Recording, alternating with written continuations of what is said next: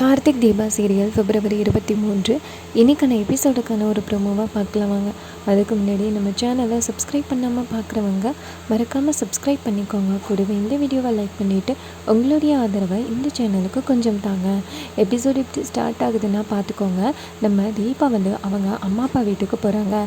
அங்கே ஜானகி சொல்கிறாங்க, வாசல்லையே நில்லு தீபா அப்படின்னு சொல்லிட்டு நம்ம தீபாவுக்கு ஆரத்தி எடுக்கிறாங்க. அதுக்கு தீபா கேட்குறாங்க, ஏம்மா இதெல்லாம் அப்படின்னு. அதுக்கு மைதிலி சொல்கிறாங்க, இங்கே பாரு, அன்னைக்கு உன் மேலே எவ்வளோ திருஷ்டி பட்டிருக்கோம் தெரியுமா?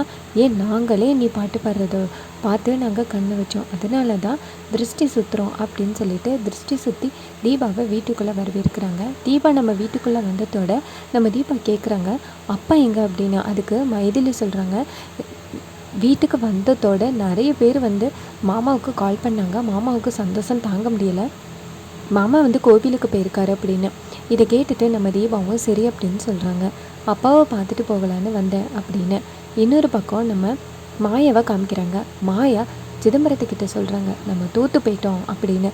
அதுக்கு சிதம்பரம் சொல்கிறாரு, இங்கே பாரு, ஏன் கண்ணு முன்னாடி உன்னைய நான் தோக்க விட மாட்டேன். நம்மளுடைய ஆடியோ கம்பெனி தான் பெரிய கம்பெனியாக வரணும். அந்த தீபா இருக்கிற வரைக்கும் தானே அந்த கார்த்தி ஆடுவான். அந்த தீபாவை நம்ம தீர்த்து கட்டிடுவோம். இதே மாதிரி நம்ம கம்பெனிக்கு எத்தனை பேர் இடையூறாக வந்தாங்க, அவளை தீர்த்து கட்டிட்டா நமக்கு பிரச்சனை இல்லை அப்படின்னு.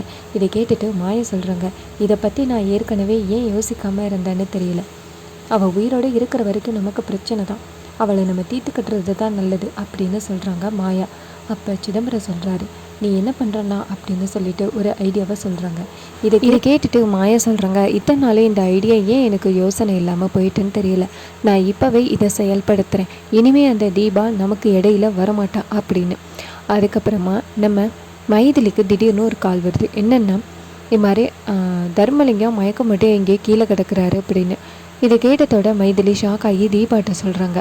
அப்போ தீபாவும் மைதிலியே சேர்ந்து தர்மலிங்கத்தை பார்க்குறதுக்காக நேராக கோவிலுக்கு ஓடியாடுறாங்க. அங்கே பார்த்தா தர்மலிங்கத்தை காணும். இன்னொரு பக்கம் நம்ம தர்மலிங்கம் வீட்டுக்கு போயிடுறாரு. இன்னொரு பக்கம் டக்குன்னு அங்கே ரவுடிங்க நம்ம தீபாவை கடத்திக்கிட்டு போகிறாங்க. இதை பார்த்ததோட மைதிலி செமையாக ஷாக் ஆகுறாங்க. மைதிலி அந்த காரை பின்னாடியே ஓடுறாங்க. ஆனால் நம்ம மைதிலியால் அந்த காரை பிடிக்க முடியல. அந்த காரோட நம்பரை மட்டும் நம்ம மைதிலி நோட் பண்ணிடுறாங்க. நேராக வீட்டுக்கு ஓடியாடுறாங்க. வீட்டுக்கு ஓடியாந்துட்டு, மாமா நீங்கள் என்ன இங்கே இருக்கீங்க? நீங்கள் மயக்கப்பட்டு விழுந்துட்டீங்க அப்படின்னு எங்களுக்கு கால் வந்துச்சு.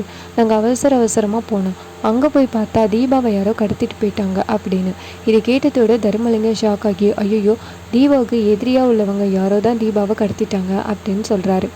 அப்போ தர்மலிங்கம் சொல்கிறாரு, உடனே மாப்பிள்ளைக்கு கால் பண்ணி விஷயத்த சொல்லுங்கள், இல்லைன்னா நம்மளால் தீபாவை காப்பாற்ற முடியாது அப்படின்னு.